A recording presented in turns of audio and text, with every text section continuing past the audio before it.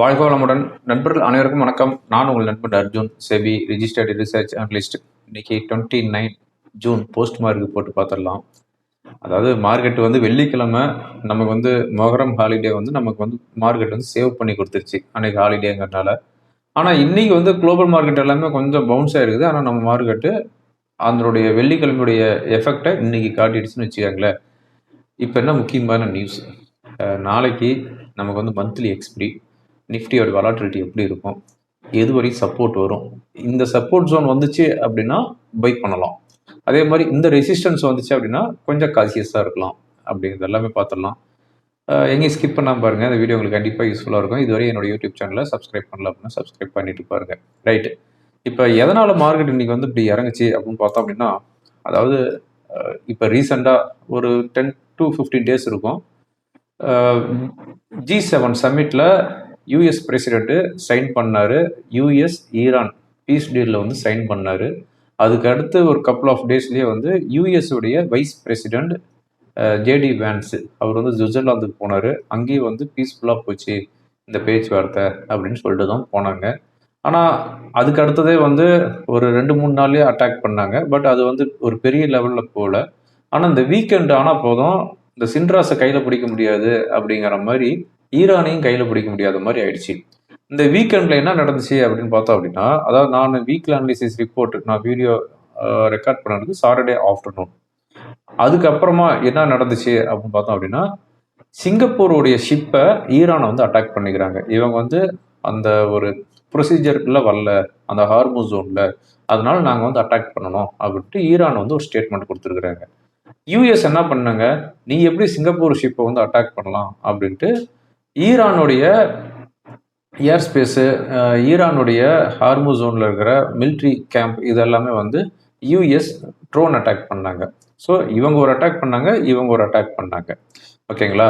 இப்போ ஈரான் வந்து என்ன பண்ணிட்டாங்க அப்படின்னா, யூஎஸ் உடைய மிலிட்ரி கேம்ப்பு கத்தாரில் இருக்குது, சாரி பக்ரைனில், அந்த பக்ரைனில் இருக்கிற கேம்பை போய் அட்டாக் பண்ணியிருக்கிறாங்க.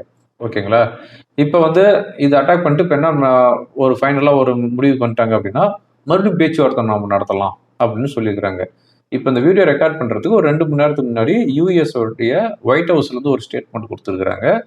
Iran has requested a meeting, it will take place tomorrow on Doha அப்படின்னு சொல்லிக்கிறாங்க. ஸோ இப்போ வந்து தோஹாவில் இப்போ அனதர் ஒரு பீஸ் டீல் நடக்குது அப்படின்னு சொல்கிறாங்க. இந்த 2 அட்டாக் நடந்ததுக்கு இப்போ ஒரு பீஸ் டீல். ஸோ இந்த பீஸ் டீலுக்காக தான் யூஎஸ் மார்க்கெட்டு ஹைல ட்ரேட் ஆகிட்டு இருக்குது. என்னன்னு சொல்கிறது, அதாவது இவங்க ஒரு அட்டாக் பண்ணாங்க, அவங்க ஒரு அட்டாக் பண்ணுறாங்க, மறுபடியும் ஒரு பீஸ் டீல், மறுபடியும் அட்டாக் பண்ணுறாங்க, பீஸ் டீல். ஸோ ரிப்பீட்டு இதே நடந்துட்டு இருக்குதுன்னு வச்சுக்கோங்களேன். ஸோ இதெல்லாம் வந்து ஒரு சரியான ஒரு என்ன சொல்கிறது, ஒரு யூஎஸ் பிரசிடென்ட்டுக்கு உண்டான அழகு கிடையாது. எல்லாத்துக்குமே தெரியும், அவர் வந்து ஒரு யூஎஸ் பிரசிடென்ட் இருக்கிறதுக்கு உண்டான ஒரு தகுதியே இல்லாத ஆளை வந்து உட்கார வச்சிருக்கிறாங்க அப்படிங்கிறது எல்லாத்துக்குமே தெரியும்.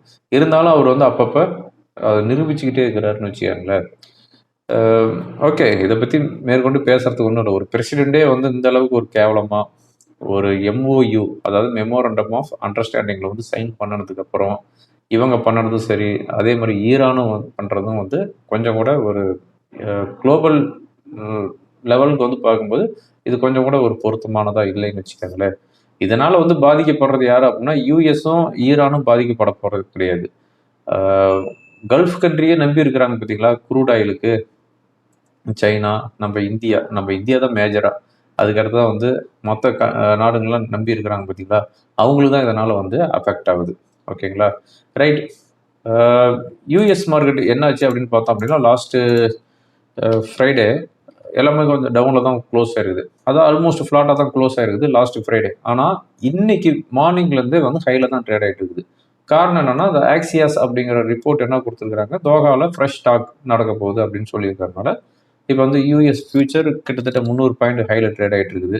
இன்னைக்கு மார்னிங் ஏசியன் மார்க்கெட் பார்த்தோம் அப்படின்னா எல்லா மார்க்கெட்டுமே வந்து ஹையில் தான் க்ளோஸ் ஆயிருக்குது எக்ஸப்ட் இந்தியன் மார்க்கெட். ஏன்னா நம்ம தான் வெள்ளிக்கிழமையுடைய இம்பேக்ட். இன்னைக்கு மார்னிங் ஜாப்பனீஸ் நிக்கி 0.5% ஹையில் க்ளோஸ் ஆயிருக்குது. ஹேங்சங் இண்டெக்ஸ் 1.5% அண்ட் ஷாங்காய் இண்டெக்ஸ் 1.2% ஹையில் க்ளோஸ் ஆயிருக்குது. நம்ம கிஃப்ட் நிஃப்டி ஃப்ளாட்டாக இண்டிகேட் பண்ணிட்டு இருந்துச்சு, ஹையும் கிடையாது டவுனும் கிடையாது, ஃப்ளாட்டாக இண்டிகேட் பண்ணிட்டு இருந்துச்சு. அதே மாதிரி தான் நம்ம நிஃப்டியும் ஓப்பன் ஆச்சு. இன்றைக்கி வந்து நல்லாவே ஒரு கட்டத்தில் வந்து ஒரு 30-40 பாயிண்ட் ஹைக்கே போச்சு. 24,050 ஓப்பன் ஆகிட்டு 24,120 வந்துச்சு. இன்றைக்கி என்னுடைய ரெசிஸ்டன்ஸ் வந்து நான் கொடுத்தது 24,130. ஸோ அங்கேருந்து திரும்பிடுச்சு. அங்கேருந்து திரும்பினது 23,925 வந்துருக்குன்னு வச்சுக்கோங்களேன்.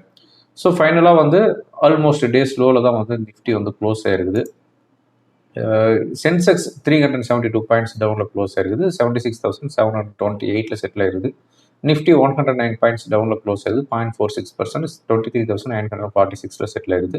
ப்ராட் இண்டிசஸை பொறுத்தவரை mid and small cap 0.5% nearly டவுனில் க்ளோஸ் ஆகுது. செக்டார் வைஸ் பார்த்தோம் அப்படின்னா ஆட்டோ இண்டெக்ஸ் நியர்லி 2% டவுன் ஆகுது. PSU bank, media, IT, oil and gas each 1% டவுனில் போயிருக்குது. Pharma, metal, health care 0.5% to 1% ஹையில் வந்து க்ளோஸ் ஆகுது. ருபி 94.54 சஸ்டெயின் ஆகிட்டு இருக்குது. ஓகேங்களா, இதான் போஸ்ட் மார்க் ரிப்போர்ட்டு. வேறு என்ன முக்கியமான நியூஸ் அப்படின்னு பார்த்தோம் அப்படின்னா, நான் லாஸ்ட் வீக் ஒரு ஐபிஓ ஸ்ட்ராங்காக அப்ளை பண்ணுங்கன்னு சொல்லியிருந்தேன். அட்பிட் ஜுவல்லர்ஸ் இவங்க வந்து இன்னைக்கு நைட்டு மோஸ்ட்லி அலாட்மெண்ட் யாருக்கு கிடைக்குது அப்படிங்கிறது நீங்கள் நைட்டு மோஸ்ட்லி தெரிஞ்சிடும். இல்லை அப்படின்னா நாளைக்கு மார்னிங் நீங்கள் வந்து செக் பண்ணிக்கலாம். அலாட்மெண்ட் உங்களுக்கு கிடைச்சிருக்குது அப்படிங்கிற பட்சத்தில் உங்களோட டிமேட் அக்கௌண்ட்டில் வந்து கிரெடிட் கொடுத்துருப்பாங்க. இன்கேஸ் உங்களுக்கு அலாட்மெண்ட் கிடைக்கல அப்படிங்கிற பட்சத்தில் உங்களுக்கு அமௌண்ட் வந்து எவ்வளோ பிளாக் பண்ணி வச்சுருக்காங்களோ அது வந்து இமீடியட்டாக நாளைக்கு ஈவினிங்குள்ளே எல்லாமே வந்து ரிலீஸ் பண்ணிவிடுவாங்க. ஓகேங்களா, இது வந்து நான் ஸ்ட்ராங்காக ரெக்கமெண்ட் பண்ணியிருந்த ஒரு ஐபிஓ. அதுக்கடுத்து வந்து பார்த்தோம் அப்படின்னா இப்போ விஇடிஎல் ஸ்டாக் எல்லாமே வந்து இப்போ ரீசெண்டாக லிஸ்டிங் கொடுத்தாங்க. அயன் ஓர், அப்புறம் வேதாந்தா ஸ்டீலு, இது வேதாந்தா அலுமினியம், இது எல்லாமே லிஸ்டிங் கொடுத்தாங்க. இது எல்லாமே நாளைக்கு, அதாவது ஜூன் 30 என்ன ஆகுது அப்படின்னா ட்ரேட் டு ட்ரேட்லேருந்து நார்மலுக்கு வருது, அதாவது ஈக்விட்டிக்கு வருது. நீங்கள் வந்து இன்ட்ராடே பண்ணிக்கலாம். அதாவது ட்ரேட் டு ட்ரேட்னா வாங்கி தான் வைக்க முடியும், ஃப்ரெஷ்ஷாக விற்க முடியாது. ஹோல்டிங்ஸ் வந்ததுக்கப்புறம் தான் செல் பண்ண முடியும். அதே மாதிரி ஃப்ரெஷ்ஷாக வந்து ஷார்ட் கிரியேட் பண்ண முடியாது. இப்போ நாளைக்கு வந்து நார்மல் ஈக்விட்டிக்கு வருது. ஓகேங்களா, ஸோ நாளைக்கு ஷார்ட் லாங் அப்படின்னுவோம். அது மட்டும் இல்லாமல் சர்க்கியூட் லிமிட்டும் வந்து இன்க்ரீஸ் பண்ணிடுவாங்க. நான் வந்து ஸ்ட்ராங்காக ரெக்கமெண்ட் பண்ணியிருந்தது வேதாந்தா ஸ்டீல், விஐஎஸ்எல். இது வந்து ரெக்கமெண்ட் பண்ணது 21-22 ருபீஸ்க்கு ரெக்கமெண்ட் பண்ணினேன். இன்னைக்கு கூட அப்பர் சர்க்கியூட்டில் தான் க்ளோஸ் ஆகுது 32 ருபீஸ். ஓகேங்களா, ஓகே. அதுக்கடுத்து வந்து பார்த்தோம் அப்படின்னா நம்ம இந்தியன் எக்கனாமிக், அதாவது நம்ம பங்குச்சந்தை டோட்டலாக வந்து இப்போ அகைன் 5th பிளேஸுக்கு வந்துருக்குது. $5 trillion நம்ம மார்க்கெட்டு 5th பிளேஸ்க்கு வந்துருச்சு. இந்த மந்த்து ஸ்டார்டிங் வந்து 7th பிளேஸுக்கு போயிருந்துச்சு. 7வது இடத்துக்கு போகும்போது நான் சொன்னேன். அதே மாதிரி 5வது இடத்துக்கு வரும்போது நான் சொல்லணும்ல, அதனால 5th பிளேஸ்க்கு வந்துருக்குது. என்னங்க நம்ம மார்க்கெட் இப்படி ஏறிடுச்சா அப்படிலாம் நீங்கள் வந்து ரொம்ப ஆனந்தப்படாதீங்க. நம்ம மார்க்கெட் ஏற கிடையாது. தைவான் மார்க்கெட்டும் சவுத் கொரியாவுடைய மார்க்கெட்டும் இறங்கிடுச்சு. ஏன்னா அதுதான் வந்து நம்மளை பீட் பண்ணிட்டு மேலே போயிருந்தாங்க. நம்ம மார்க்கெட்டு இறங்க கிடையாது, அப்படியே சஸ்டெயின் ஆகிட்டு இருக்குது. அதெல்லாம் வந்து ஏறின மார்க்கெட்டு இறங்கிடுச்சு. ஓகேங்களா, அதனால் வந்து நாம் வந்து அகைன் 5th பிளேஸுக்கு வந்துட்டோம். 7th பிளேஸ்லேருந்து அப்படியே டபுள் ப்ரொமோஷனில் வந்து 5th பிளேஸுக்கு வந்துட்டோம்னு வச்சுக்கோங்களேன். ஓகே, இன்றைக்கி வந்து ஐஐபி டேட்டா வந்துருக்குது. வந்திருக்கிற ஐஐபி டேட்டா வந்து பார்த்தோம் அப்படின்னா 4.9 வந்துருக்குது. எக்ஸ்பெக்டேஷன் 5.1%. ஓகேங்களா, ஸோ ஒரு நல்ல ஒரு ஐஇபி டேட்டா தான் வந்துருக்குது. இந்த வீடியோ ரெக்கார்ட் பண்ணிட்டு இருக்கும்போது யூஎஸ் மார்க்கெட்டு 300 பாயிண்ட்ஸ் ஹையில் ட்ரேட் ஆகிட்டு இருக்குது. எஃப்ஐஸ் டேட்டா அப்டேட் ஆகிடுச்சான்னு ஒரு நான் செக் பண்ணிக்கிறேன். இந்த வீடியோ ரெக்கார்ட் பண்ணிட்டு இருக்கிறது 6:45 நான் ரெக்கார்ட் பண்ணிட்டு இருக்கிறேன். 25th தான் ஷோ ஆகிட்டு இருக்குது. ஆஸ் யூஸ்வல் எஃப்ஐஸ் வந்து செல்லிங்கில் இருப்பாங்க, டொமஸ்டிக் வந்து பையர்கள் இருப்பாங்க. ஓகேங்களா, ரைட். இப்போ ஓவரால் நம்ம மார்க்கெட் எப்படி இருக்குது, நாளைக்கு மந்த்லி எக்ஸ்பிரி எப்படி இருக்கும் அப்படின்னு பார்த்தோம் அப்படின்னா, அதாவது இந்த ரேஞ்சுக்குள்ளேயே தான் இருக்குது. 23,800, 24,200 இந்த ரேஞ்ச் 400 பாயிண்ட்டுக்குள்ளேயே தான் இருக்குது. நாளைக்கும் வந்து என்ன இருக்கும் அப்படிங்கிற ஒரு ஜஸ்ட் ஒரு ப்ரிடிக்ஷன் சொல்லிடுறேன். அதாவது 23,900ங்கிறது இப்போ இருக்கிற ஒரு மைனர் சப்போர்ட். அதை பிரேக் பண்ணிச்சு அப்படின்னா 23,800ங்கிறது ஒரு மேஜர் சப்போர்ட்.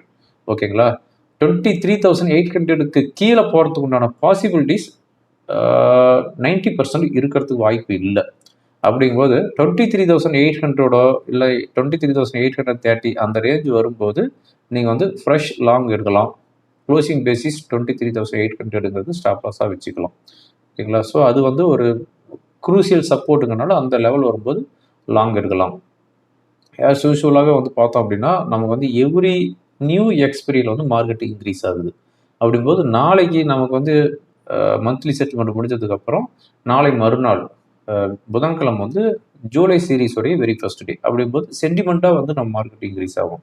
அப்படிங்கும்போது 23,800 to 23,830 அந்த ரேஞ்ச் வரும்போது ஃப்ரெஷ்ஷாக வந்து லாங் எடுக்கிறதுக்கு ட்ரை பண்ணலாம். ஓகேங்களா? அதே மாதிரி 24,000 to 24,050ங்கிறது ஒரு ரெசிஸ்டன்ஸ் ஜோனாக இருக்குது.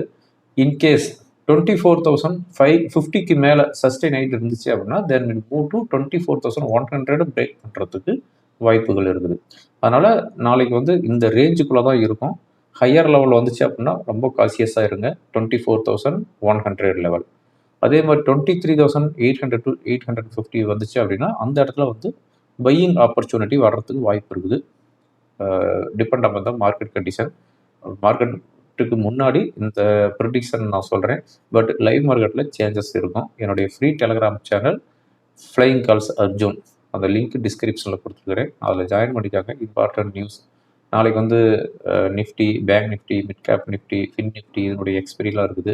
அதனுடைய ஓப்பன் இன்ட்ரெஸ்ட்லாம் அதாவது நல்லா கான்ஃபிடென்ட்டாக இருந்துச்சு அப்படின்னா போஸ்ட் பண்ணுறேன். ஓகேங்களா? ரைட். இப்போ டெக்னிக்கலாக என்ன இண்டிகேட் பண்ணுது, ஓப்பன் இன்ட்ரெஸ்ட் என்ன இண்டிகேட் பண்ணுதுங்கிறதையும் பார்த்துடலாம். இப்போ நம்ம பார்த்துட்டு இருக்கிறது நிஃப்டியோடைய ஓப்பன் இன்ட்ரெஸ்ட். நிஃப்டியோட ஓப்பன் இன்ட்ரெஸ்ட் பார்த்தோம் அப்படின்னா call side slightly high open interest இருக்குது, எஸ்பெஷலி 24,000. ஸோ 24,000ங்கிறது ஒரு க்ரூசியல் ரெசிஸ்டன்ஸு. நம்ம என்ன சொன்ன மாதிரி லைவ் மார்க்கெட்டில் உங்களுக்கு அப்டேட் நான் கொடுக்குறேன். ஓகேங்களா? பேங்க் நிஃப்டி என்ன இண்டிகேட் பண்ணுது அப்படின்னு பார்த்தோம் அப்படின்னா லைக் 58,000 காலில் ஸ்லைட்லி ஹை ஓப்பன் இன்ட்ரெஸ்ட் இருக்குது. இன்றைக்கி வந்து பேங்க் நிஃப்டி க்ளோஸ் ஆகிடுது 57,800 அரௌண்டு. ஸோ 58,000 காலில் ஸ்லைட்லி ஹை ஓப்பன் இன்ட்ரெஸ்ட் இருக்குது. ஃபின் நிஃப்டி என்ன இண்டிகேட் பண்ணுது அப்படின்னு பார்த்தோம் அப்படின்னா அதாவது ஃபின் நிஃப்டி பொறுத்தவரைக்கும் மேஜர் கான்ட்ரிபியூட்டர் யார் அப்படின்னா ஹெச்டிஎஃப்சி பேங்க் தான், ஐசிஐசி பேங்க் தான். ஸோ இது வந்து கிளியரான ஓப்பன் இன்ட்ரெஸ்ட் இண்டிகேட் பண்ணலை. எங்கேயுமே வந்து ஒரு சொல்லிக்கிற மாதிரி ஓப்பன் இன்ட்ரெஸ்ட் இல்லை. மிட் கேப் நிஃப்டி என்ன இண்டிகேட் பண்ணுது அப்படின்னு பார்த்தோம் அப்படின்னா அதையும் பார்த்துடலாம். நத்திங். இதெல்லாம் வந்து லைவ் மார்க்கெட்டில் தான் நமக்கு கிளியர் ட்ரெண்டு தெரியும். இப்போ நான் பார்த்துட்டு இருக்கிறது நிஃப்டியோடைய டே கேண்டில். இது வந்து நான் வந்து 1 ஹவர் கேண்டில் நான் வந்து சேஞ்ச் பண்ணிக்கிறேன். ஓகே, இது வந்து வீக்லி அனலைசிஸ் ரிப்போர்ட் நான் போட்டிருந்த லைன். ஓகேங்களா? இப்போ பாருங்கள், இது இருக்கிறது எல்லாமே ரிமூவ் பண்ணிடுறேன். இப்போ நான் முன்ன சொன்ன மாதிரி 23,800 23,830 இது வந்துச்சு அப்படின்னா ஸ்ட்ராங் சப்போர்ட் ஜோன். இது வந்து ஒரு பையிங் ஆப்பர்ச்சுனிட்டி வர்ற ஜோன். ஓகேங்களா? இருக்கிற ரெசிஸ்டன்ஸ் அப்படின்னு பார்த்தோம் அப்படின்னா இமீடியட் ரெசிஸ்டன்ஸ் 24,000க்கு மேலே சஸ்டெயின் ஆகிட்டு இருந்துச்சு அப்படின்னா 24,050 தென் 24,100 வரையும் போகிறதுக்கான வாய்ப்புகள் இருக்குது.